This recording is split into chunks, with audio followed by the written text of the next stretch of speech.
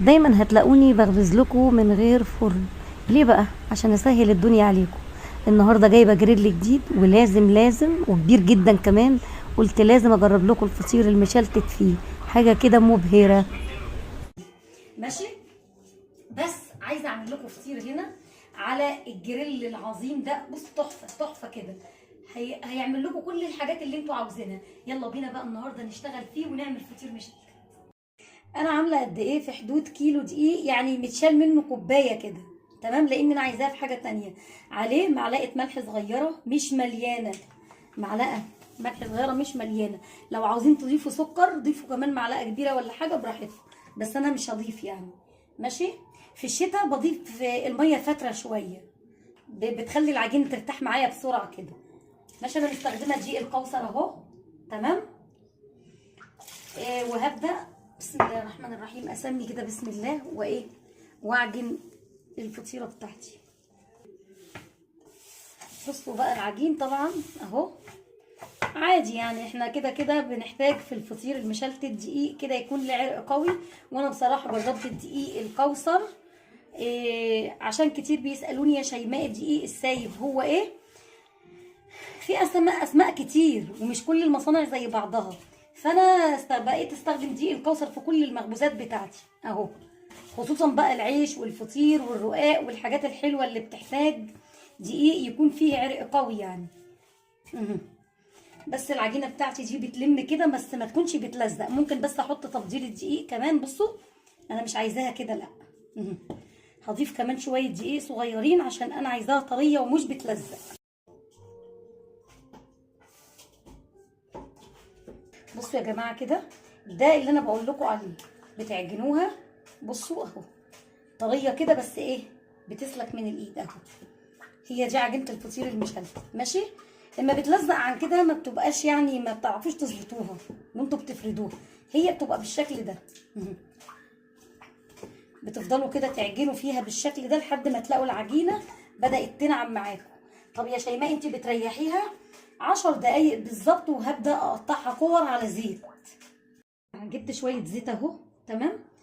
دهنت بيهم الصينيه بتاعتي والفطيره اهو العجينه. بصوا ما شاء الله، شايفين العرق اللي في البص، شايفين العرق اللي في الدقيق بتاعي عامل ازاي؟ بسم الله ما شاء الله. عارفين ده اسمه اختبار ايه؟ اسمه اختبار الشباك. اما بتجيبوا العجينه وبتفردوا فيها كده بسم الله ما شاء الله. بصوا شايفين ايدينا منها؟ ده اسمه اختبار الشباك. ده شباك يعني. بتعملوا كده بتشوفوا العجينه ما شاء الله حلوه ولا مش حلوه اهو. شايفين؟ نبدا بقى نقطع العجينه بتاعتنا.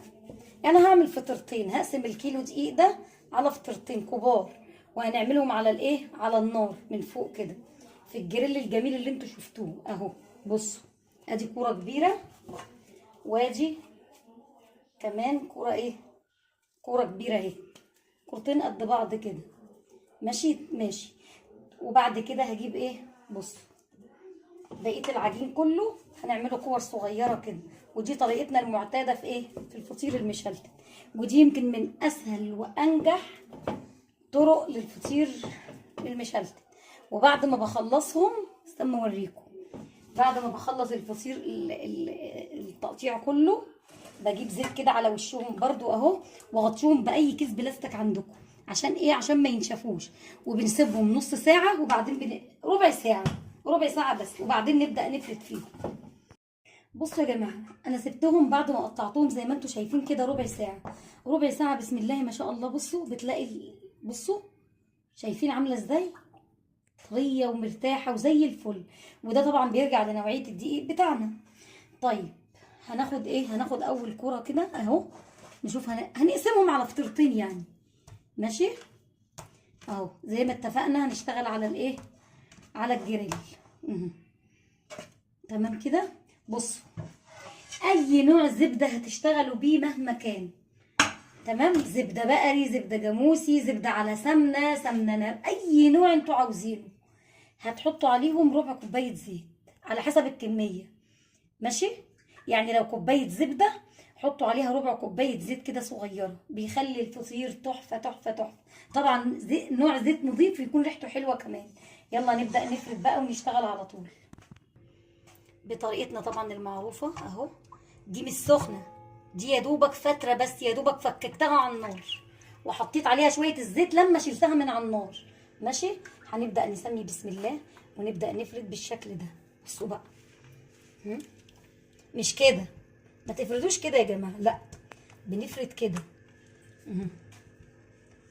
بصوا ايدينا مفروده ونفرد بالشكل ده. وزي ما قلت لكم طول ما الدقيق حلو بسم الله ما شاء الله بيبقى، بصوا بيمشي معاكم كده لوحده. اهو يا جماعه الخير تمام زي ما انتم شايفين. بصوا افردوا بقى كده وايه وخلوها رقيقه على قد ما نقدر لحد، بصوا انا شايفه يعني الرخامه اللي تحت باينه ازاي، شايفين اهو. بصوا قد ايه هي مفروده وجميله. وزي ما قلت برضو ان دي اسهل طريقه للفطير المشلتت. هناخد بس بايدنا كده من هنا. ودي برضو طريقه تانية، يعني اضافه السمنه للفطير بتاعتنا او الرقاقات بتاعتنا بيخليكي تتحكمي انت عايزه سمنه كتير او قليله. ماشي. نبدا نطبقها اهو بالشكل ده. ماشي اهو كده. ونبدا نركنها على جنب وناخد واحده تانية ونبدا نشتغل فيها بنفس الطريقه. بصوا يا جماعه كده، وابداوا افردوا بقى زي ما انتوا عايزين بالشكل ده اهو. انا عامله كور صغيره مش كبيره. وهناخد برضو السمنه بتاعتنا اهو وناخد اول ظرف، اول واحده كوره اهي. ماشي. بصوا ونطبق عليها. ده للناس اللي اول مره تشوفني وانا بعمل فطير يعني اهو.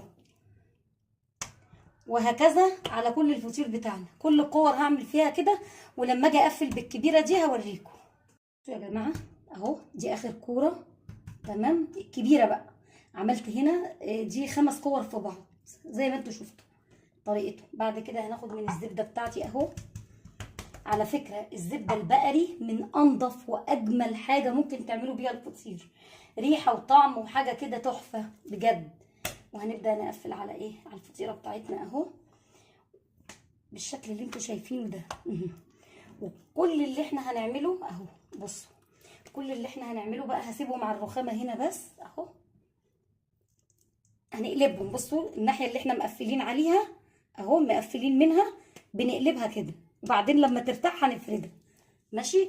هنسيبها بقى لما نيجي نخبزها مع بعض هنفردها على الرخامه وبعدين نخبزها على عين البوتاجاز. وحان وقت الخبز على عين البوتاجاز. يلا بينا كده. بصوا هي حجمها كبير بسم الله ما شاء الله، يعني تاخد فطيره كبيره جدا، تاخد رغيف عيش كبير جدا. انا عجبتني هي للكريب. ماشي. بس تشتغل حاجات كتير قوي يعني. بصوا حجمها قد ايه. بصوا عين البوتاجاز اهي تمام.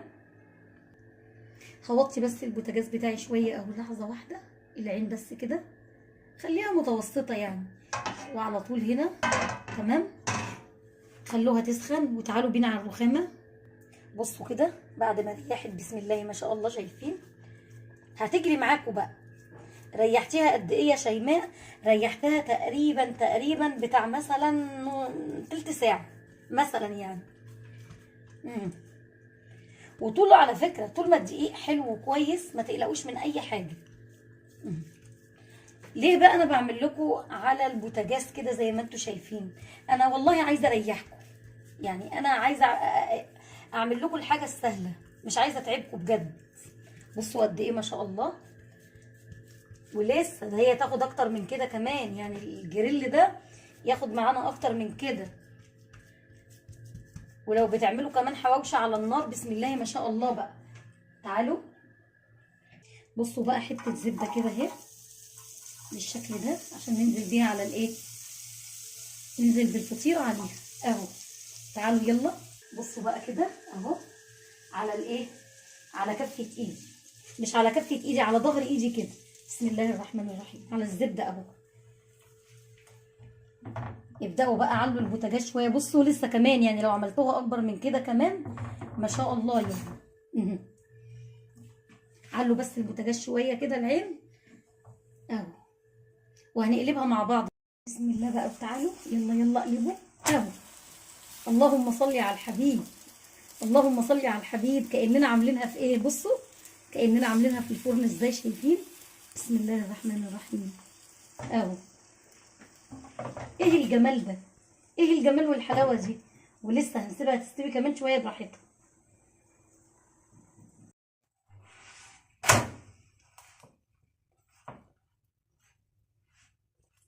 الفطيره بتبقى طريه بسم الله ما شاء الله، واعملوا اكبر من كده كمان زي ما انتوا عاوزين. بصوا يا جماعه الفطير، بصوا عامل ازاي، شايفين؟ ومورق وطري وتحفه، وانتوا واقفين على عين البوتاجاز اهو كانها مخبوزه على الفرن. بصوا جمالها. وطبعا هقطع لكم منها واوريكم يعني هي قد ايه جميله. شوفوا الجمال والحلاوه، شوفوا القمر، شوفوا الطاسه الجريل التحفه القمر انا مصوره مخصوص عشانه والله. حبيت اعمل لكم واعمل لكم عليه عيش وحاجات وحركات يعني بجد. ايه الجمال ده، بصوا. لا والله والله والله العظيم انا مبسوطه بجد.